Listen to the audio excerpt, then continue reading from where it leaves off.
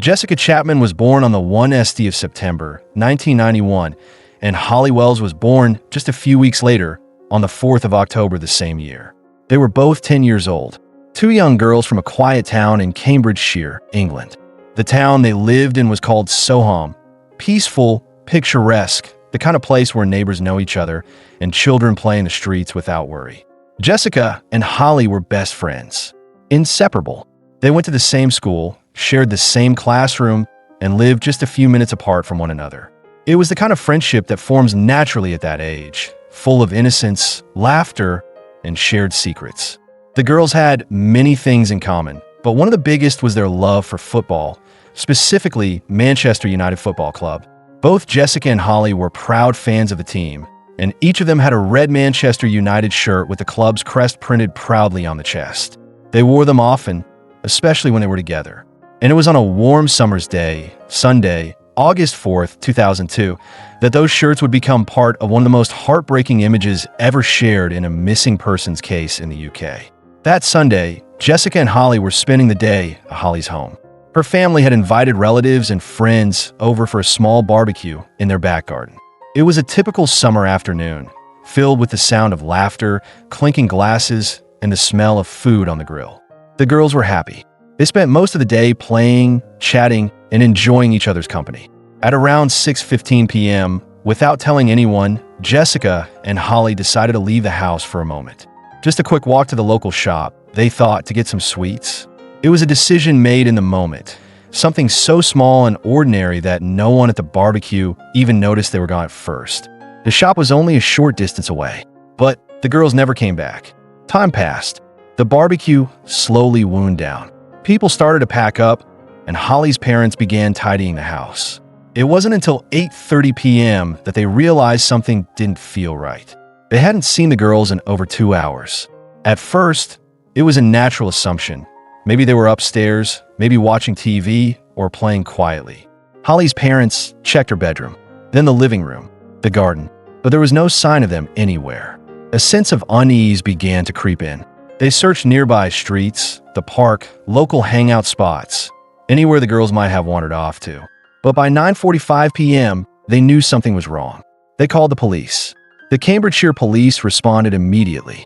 Two 10-year-old girls, missing in a small town, was not something they could take lightly. Officers were dispatched, and by early the next morning, the story had already made its way into the national media. Jessica and Holly's faces were now on television screens, in newspapers, and on posters across the country. The photo used in nearly all coverage was one taken just hours before they disappeared, a simple snapshot from the barbecue.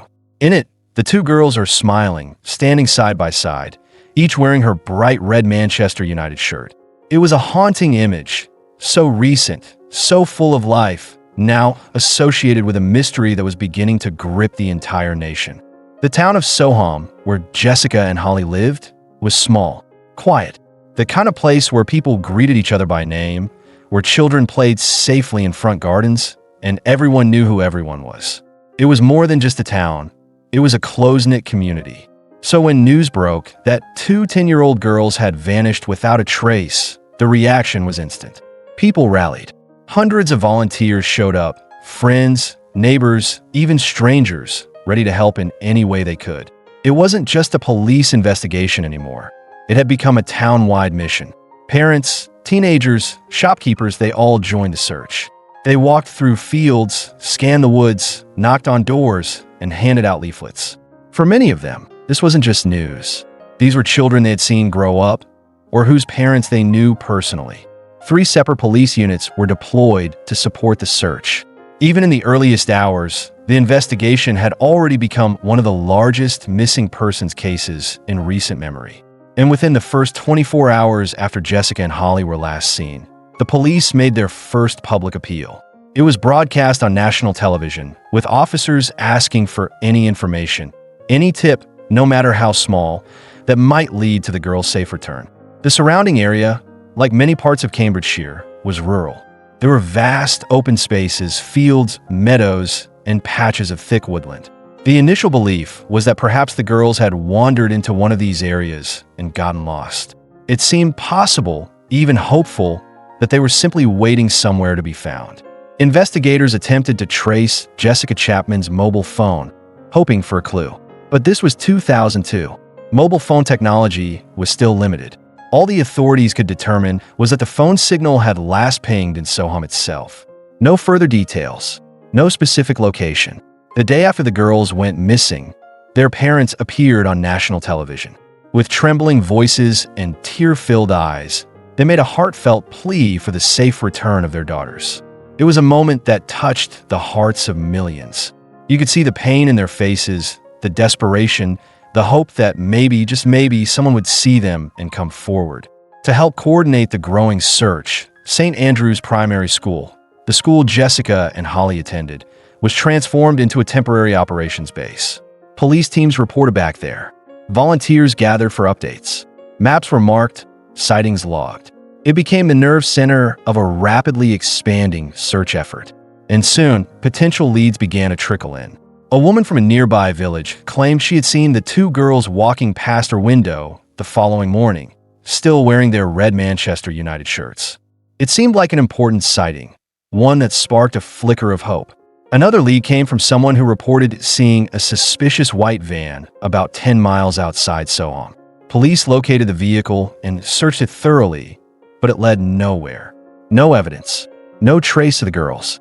By August 9th, 5 days after the girls had vanished, there was still no sign of them. Desperation was growing. That day, staff at a local sports center began reviewing their CCTV footage. And finally, a break. The security cameras had captured images of the girls entering the building on the very day they disappeared. The footage confirmed their presence, but also raised new questions. Had they gone there to meet someone? Had they arranged to meet a stranger they'd encountered online? Police quickly explored the possibility that the girls had met someone through a chat room, something that was beginning to worry parents more and more in the early 2000s. But just as quickly as the theory emerged, it was dismissed. There was no digital trail, no online conversations, no evidence that anyone had lured them there. A local taxi driver in Soham came forward with what seemed like a more promising tip. He told officers that on the night the girls disappeared, he saw a green car driving erratically, struggling with two children inside. He believed the driver was having difficulty controlling them. The car, he said, had then driven into an estate in a nearby town called Newmarket. Police took this lead seriously. It was made public, broadcast on the news, shared across media outlets. That very night, the publicity triggered another call. A man walking his dog just outside Newmarket had noticed something strange. Two mounds of earth at the side of the road. They looked out of place. Freshly turned soil, small enough to raise alarm. He called the police, fearing the worst, shallow graves. Officers rushed to the scene, their hearts heavy with dread. But after careful excavation, the mounds turned out to be nothing more than badger burrows. There were no signs of Jessica or Holly anywhere nearby. Still, the search continued. As the investigation expanded, officers in a different part of the country began examining a possible link between this case and another one, an attempted child abduction from a year before. No one was ready to give up. Not the police, not the public, and certainly not the families. But day after day, the trail seemed to grow colder, and the question lingered in everyone's mind. Where were Jessica Chapman and Holly Wells? A year before Jessica and Holly disappeared, in 2001, another case had deeply unsettled parents in Cambridgeshire. A 6-year-old girl had narrowly escaped being abducted by a man in a green car. The attacker had threatened to kill her. But somehow, she managed to get away. The man was never identified. He vanished, just a shadow in a memory, and was never caught. Police believe the same man may have also been following another young girl, a 12-year-old, sometime later. Again, in a green car. But it was never confirmed if the two incidents were connected, or if it was even the same man. And now, in 2002, with Jessica and Holly missing, the fear was that this green car, this unknown man, might have returned. The community was growing more anxious. The days without answers dragged on. But something happened on August 15th, 11 days after the girls vanished. Sky News aired a special segment, one that retraced Jessica and Holly's final known steps on the day they went missing. The program was a thoughtful look back at what little was known so far, but it also brought something unexpected into the light. As part of the broadcast, they interviewed a man named Ian Huntley, the last known person to have seen the girls. Ian Huntley wasn't a stranger to the investigation. In fact, he had come forward early, very early. Almost immediately after news of the girls' disappearance broke, he approached the police himself. He told them that he'd seen Jessica and Holly that Sunday evening, around 6:15 p.m., as they were leaving the shop where they'd gone to buy sweets. At the time, Huntley was working as a school caretaker at a local secondary school. Not the one Jessica and Holly attended, but a nearby one. He lived just a few steps away from the shop the girls had visited, in a house with his girlfriend, Maxine Carr. And Maxine was more than just Ian's partner. She was a teaching assistant at St. Andrew's Primary School, Jessica and Holly's school. She was, in fact, their classroom assistant. Someone they knew, someone they trusted. That made Huntley's statement even more significant. If he had indeed seen them that evening, it would make him the last confirmed witness to their whereabouts. Shortly after Ian Huntley's interview, Maxine Carr gave one of her own. She spoke kindly of the girls, how sweet they were, how much she enjoyed teaching them, how the class had been devastated by their disappearance. Her words were soft, but something in her demeanor didn't sit right with everyone. When the interview ended and the news crew began packing up, one member of the production team mentioned something that seemed odd, something off in the way Maxine had spoken, something that made it feel not entirely genuine. Police, already grasping at any thread, began to grow suspicious. They took a closer look at Maxine and at Ian, and suddenly, the pieces began to shift. Huntley's behavior had raised quiet concerns for days. He seemed deeply invested in the case, unusually invested, especially for someone who barely knew the girls. He had only ever spoken to them once, and yet, he had positioned himself at the center of the investigation. He was always around, always nearby, always willing to talk to reporters, always asking questions, always offering help. Some officers noticed his eagerness. He wasn't just cooperative, he was enthusiastic. Too enthusiastic. Meanwhile, Maxine's tone in her interview didn't seem like someone simply grieving the loss of her students. There was something practiced about it, as though she wasn't just remembering the girls, but reciting something rehearsed. At first, it was just a feeling, a shadow. But now, investigators were starting to wonder, did Maxine know more than she was letting on? And why was Ian Huntley, a man with no real connection to the girls, always one step behind the headlines, always one step ahead of the investigation? The atmosphere around the case was changing. The search for the girls was no longer just about where they had gone.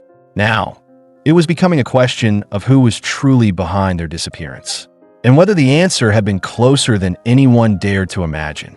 If everything so far hadn't raised red flags already, the fact remained: Ian Huntley was the last known person to have seen Jessica and Holly alive. And that alone was chilling. On August 16th, 12 days after the girls were reported missing, Ian Huntley and Maxine Carr were taken into custody for questioning.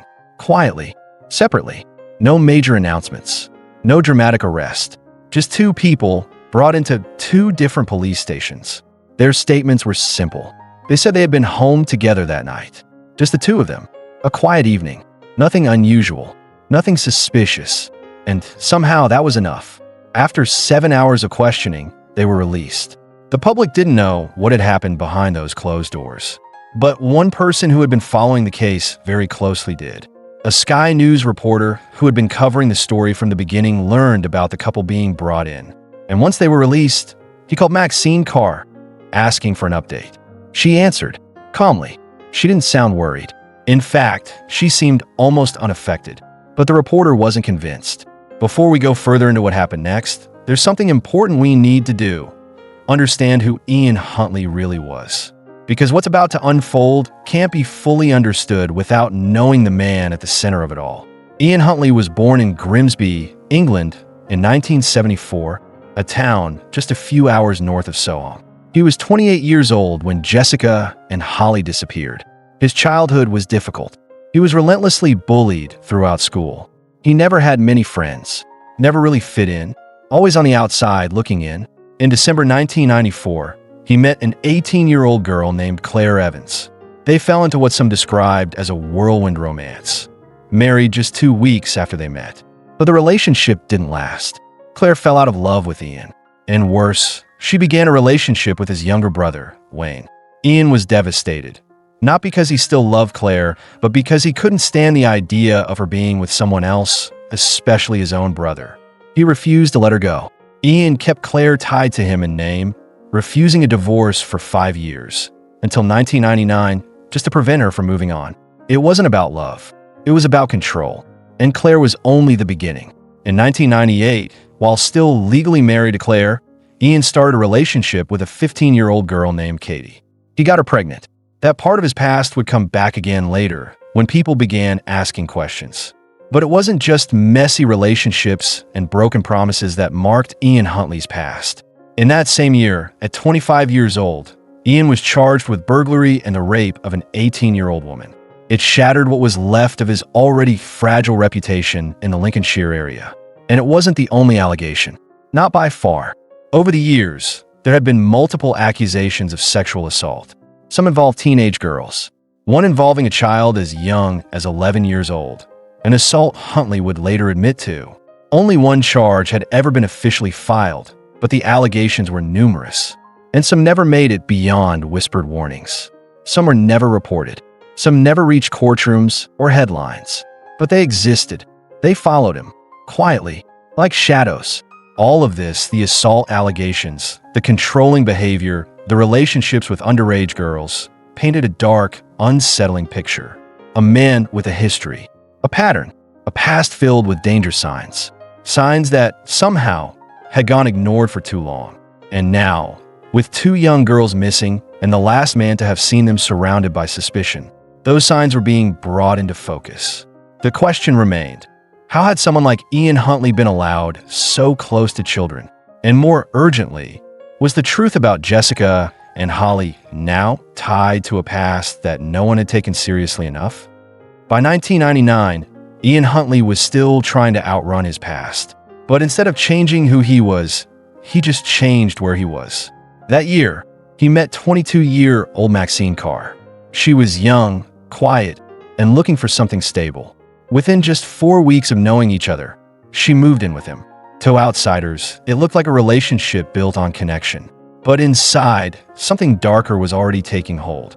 The two of them eventually moved together to Scunthorpe. It was more than a new home. It was, many believed, a way for Ian to leave behind the growing whispers, the reputation he had built as a sexual predator in his previous town. But his past followed him, and before long, the signs began to show again. A neighbor named Marissa, who lived nearby, noticed things.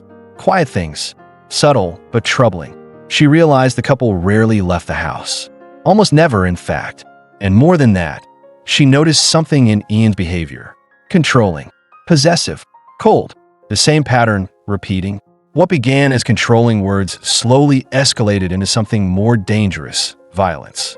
Not in public, not loud, but behind closed doors where no one could see. Maxine stayed, and no one really knew why. Whether it was fear or manipulation or was something harder to explain. But even as the red flags grew, the two of them moved again. In 2001, they settled in a small town called Soham, a quiet place, peaceful, unknown, until everything changed. In Soham, Maxine Carr began working at a local primary school. It was a place filled with life, with children, with trust. It was also the school where Jessica Chapman and Holly Wells were students. Maxine became their teacher. And Ian Huntley? He found work as well, as a school caretaker at a nearby college. A job that gave him access to buildings, children, and trust he never should have been given. The past that Ian Huntley had spent years trying to bury was now dangerously close to something innocent. He was no longer just a man with a history.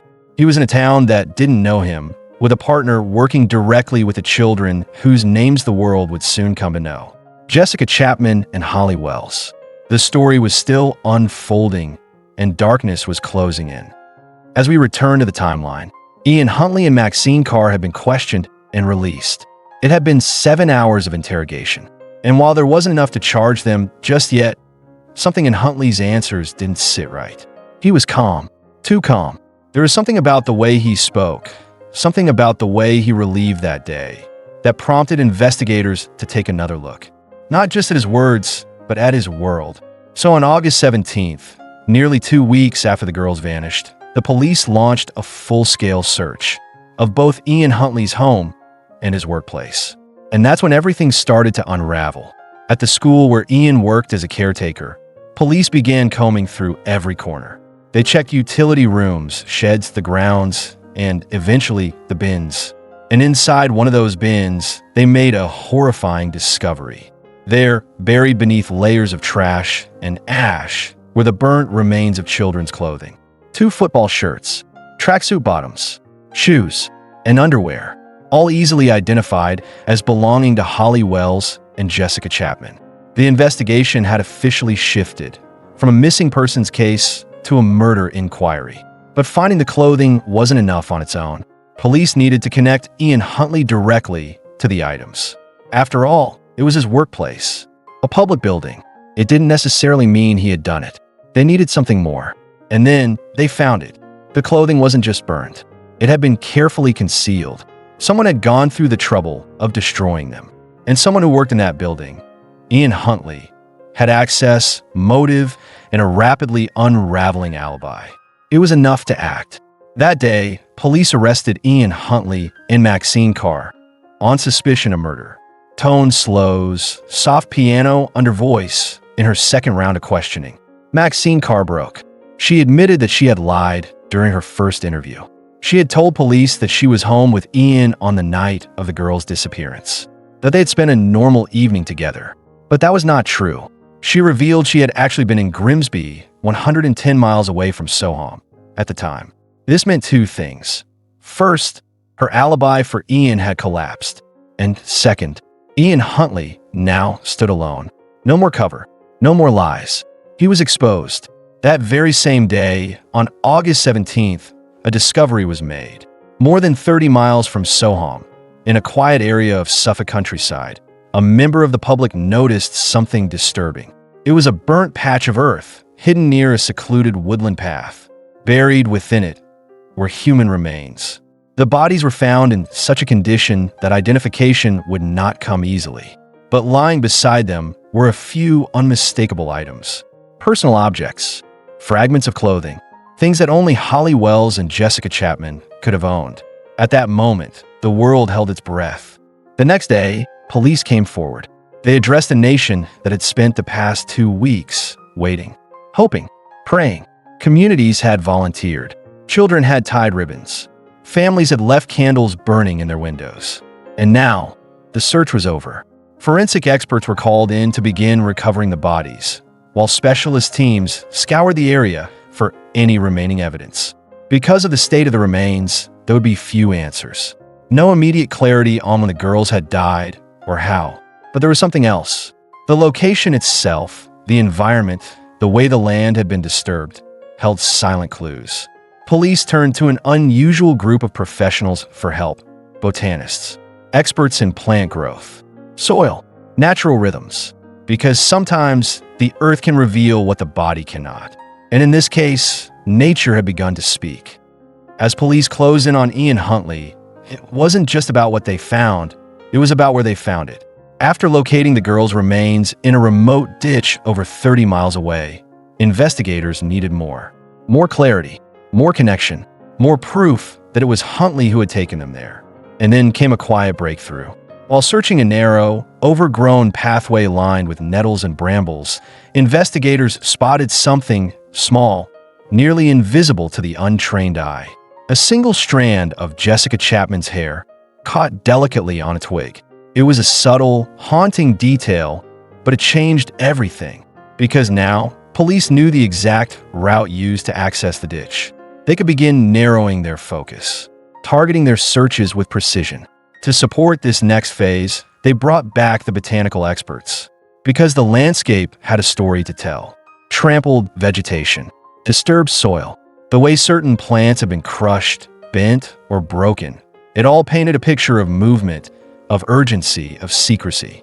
Every footprint, every path taken had left a trace in the earth. And now the evidence was stacking. The girl's clothing, found burnt and hidden in a bin at Huntley's workplace, tied him to the case already. But now, the route to the ditch, Jessica's hair caught along the way, it placed him there. Meanwhile, Investigators turned back to Huntley's home, and what they found was chilling, not in what was there, but in what wasn't. Everything was clean. Too clean. Every surface. Every room. Even the car.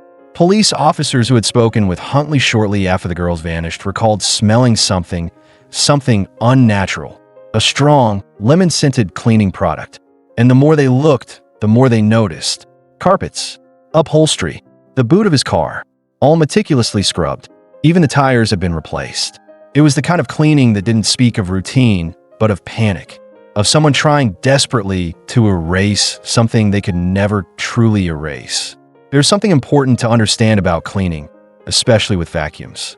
Yes, they suck things up, but they also disperse particles, fibers, dust, hair. When you vacuum over an area repeatedly, you don't just clean, you redistribute microscopic fragments. And in Huntley's home, those fragments began to tell their own story. No matter how clean the house appeared, no matter how many times the floors had been scrubbed, or how strong the lemon scent lingered, something remained. And the evidence left behind, those tiny, nearly invisible remnants, were beginning to close in. By April of 2003, nearly a year after the world had watched this tragedy unfold, Ian Huntley stood in court, faced with 2 charges of murder for taking the lives of Jessica Chapman and Holly Wells. And still, he said he was not guilty. This plea meant that a full trial had to be scheduled for November. A trial where every moment, every detail would be brought back into the light. Beside him, Maxine Carr, his partner, faced charges of perverting the course of justice and assisting an offender. Her original lie, the false alibi, was just the beginning. Investigators now believed she had helped cover up the truth, possibly even playing a role in the cleanup after the girls were gone. And like Huntley, she too pleaded not guilty. For months, Ian Huntley denied everything. He maintained that he had nothing to do with the girls' deaths. Nothing to hide, nothing to fear. But just 1 month before his trial, that changed. For the first time, Huntley admitted that yes, Holly and Jessica had died inside his home. But still, he insisted this wasn't murder. He claimed it was an accident. He said the girls were walking home from the shop and Holly had a nosebleed. So, trying to help, he let them come inside to clean up. According to him, the 3 of them went into the bathroom. They were tending to Holly when he accidentally knocked her, causing her to fall into the bath and drown. He went on to say that Jessica, panicked and screaming, was so distressed that he tried to quiet her, placing his hand over her mouth. And in that moment, she stopped breathing too. This was the story Huntley told the court, but it didn't sit right, because behind the cold facts, there was something more disturbing, something darker.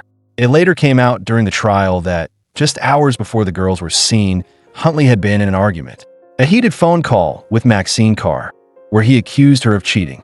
And it's been theorized, though never proven, that after that call, something in him snapped, that his rage, his need for control, collided with the tragic opportunity of seeing 2 young girls walking past his home. And that's when the story may have changed. That's when it became something beyond an accident. To this day, Ian Huntley maintains that it was never murder. That what happened was the result of panic, of fear, of a horrible accident gone wrong.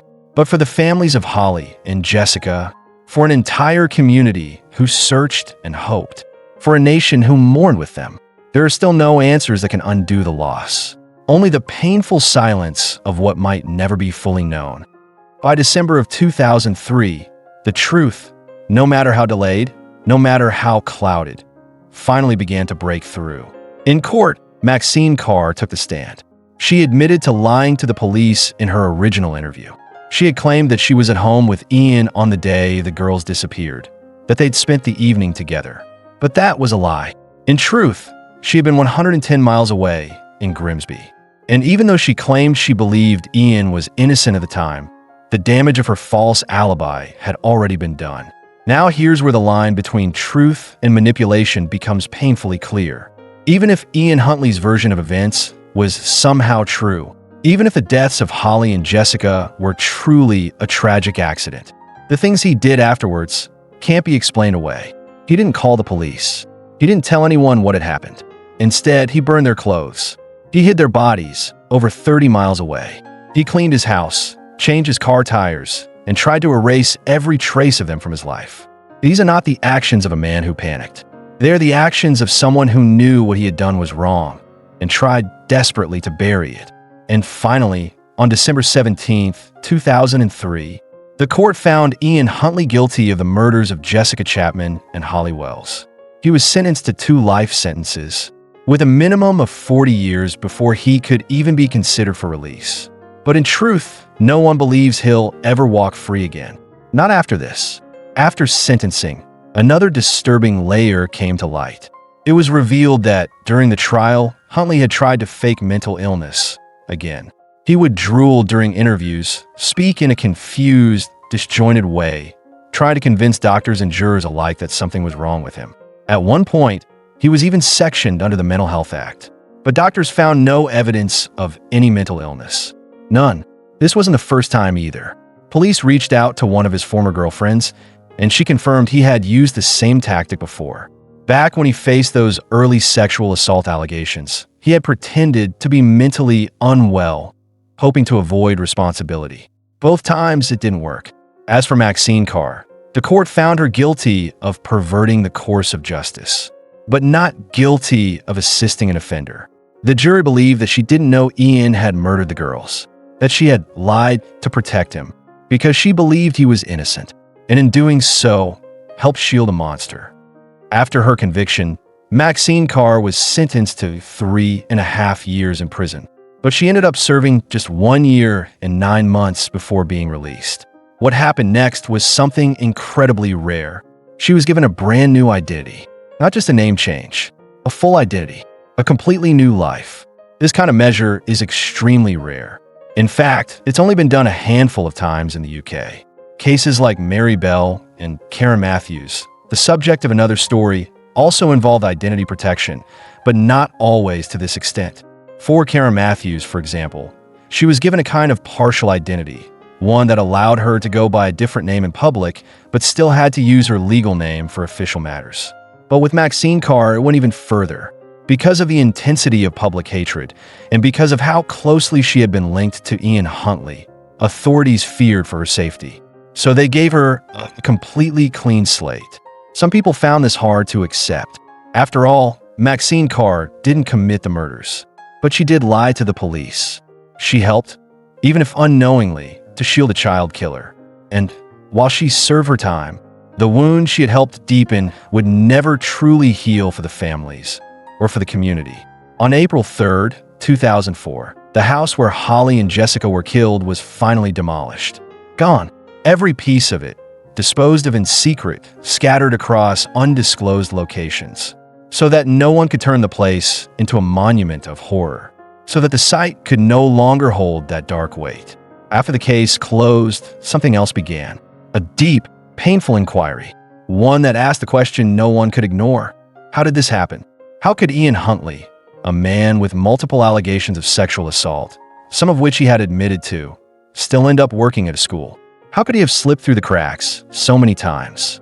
He had been accused at least 5 times before, and yet, he had only ever been charged once.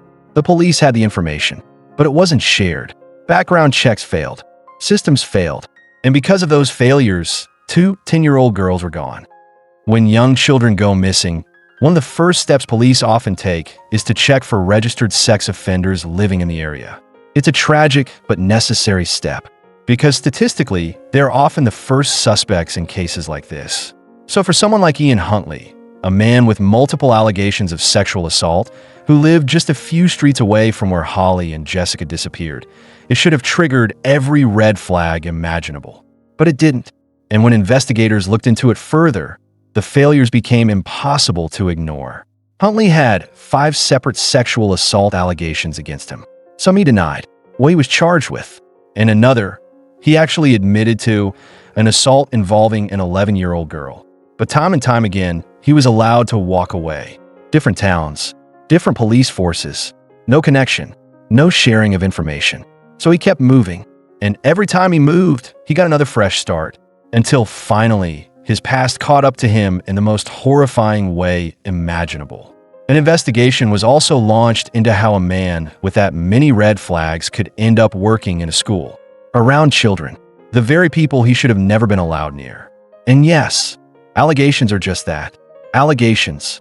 But when multiple women in multiple towns all say similar things about the same man, when one of them is just 11 years old, there has to be a point where someone steps in and says, "Enough. We can't take that risk." But no one did. After Maxine Carr served just over a year and a half of her 3.5-year sentence, she was released and given lifelong anonymity. That decision, controversial from the start, came at a huge cost. Estimates range from £1 million to £50 million spent protecting her identity, because the public's anger didn't fade. In the years following her release, at least a dozen women have been attacked by strangers who believed, wrongly, that they were Maxine Carr. And perhaps the most unsettling part? Since her release, Maxine Carr has reportedly gotten married. And in 2011, she had a child. Her husband, according to sources, has no idea who she really is. No idea about her past. No idea that she once stood beside a child killer, defended him, and lied to protect him. Maybe he knows. Maybe she's told him everything in private. Maybe he's made peace with it. But maybe he doesn't know it all. And that's where it becomes hard. Not just emotionally, but ethically. Because how can you share your life with someone, build a family with someone, if they don't know who you really are? It's not about punishment. It's not about revenge. It's about the truth. And in a case filled with so much deception, so much pain, so much loss, truth is the least that's owed. To Holly, to Jessica, to their families, to everyone who loved them. Ian Huntley remains in prison to this day. But even behind bars, his life has been anything but quiet. In September of 2005, Huntley was attacked by a fellow inmate, a man named Mark Hobson, a convicted quadruple murderer. Hobson threw boiling water over Huntley, scalding him badly. The reason? He said he believed that Huntley's crimes were so disgusting, so inhuman, that even he couldn't tolerate being near him. And that says a lot, because in prison, there's a kind of unspoken hierarchy.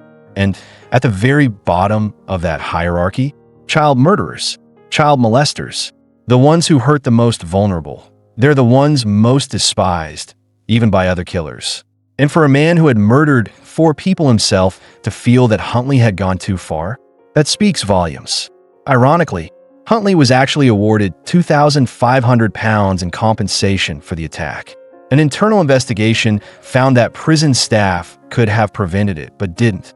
A year later, in September of 2006, Huntley made his second reported suicide attempt. He was found unconscious in his prison cell after taking an overdose of medication. He survived, but while he was being treated in the hospital, police searched his cell, trying to find out where he got the pills, what else he might be hiding. And what they found was unexpected. Inside his cell was a small chip, a recording device. On the chip, they found a Queen song at the start, a Meat Loaf song at the end, and, sandwiched in between them, a confession, a strange, chilling spoken message from Huntley himself, recorded privately. In it, he repeated the same story he'd told before, that Holly had a nosebleed, and that's why he let the girls into his home, that he accidentally knocked her into the bath, and she drowned. Jessica screamed, panicked, and so he put his hand over her mouth to quiet her, and accidentally suffocated her.